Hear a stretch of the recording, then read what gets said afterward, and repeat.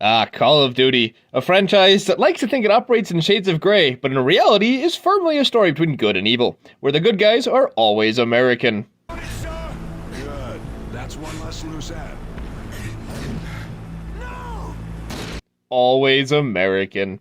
In Call of Duty's 20 years of making games, they've changed very little. Whether you're fighting on the beaches of Normandy, or in modern-day Russia, war is just gonna be war. But what of the characters of Call of Duty? If they were in a drill sergeant's nightmare of a campaign, what classes would Alex Mason and Corporal Daniels be? Well, to keep it simple, dexterity-based fighters. Allow me to explain. Fighters could be considered a vanilla class in Dungeons & Dragons. Fighters are referred to as well-rounded specialists that learn the basics of all combat styles, and considering the vast amount of weapons that our protagonists use, ranging from pistols to rifles to shotguns to SMGs to freaking knives, I wouldn't really call this a stretch. The player's handbook would even say about them that they all share an unparalleled mastery with weapons and a thorough knowledge of the skills of combat. There's also a really cool class feature called Survivor, which allows players to regain health at the beginning of each turn, which makes me think of the regenerating health mechanic. After getting shot a whole bunch, all you have to do is hide behind a wall for a few seconds and wait for the bullets to come out of your flesh and your wounds to stitch themselves up. Because that's obviously a great medical treatment, and I wish I'd tried that when I sprained my leg. Maybe it wouldn't have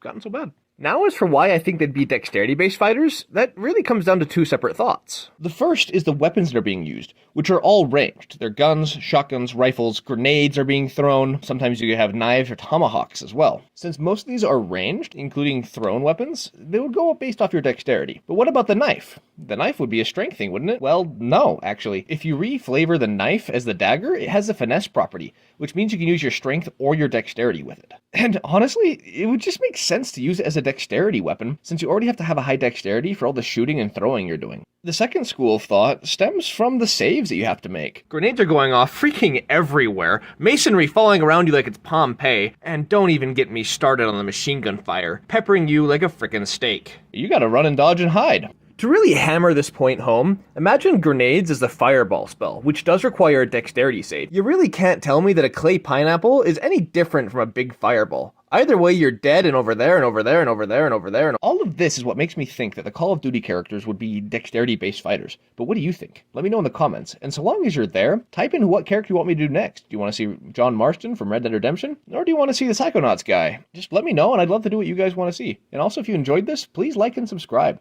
We're trying to get as far as we can right now, and we would really appreciate the support. Anyway, that's it for this video. Thanks for watching, and this has been Out of Initiative.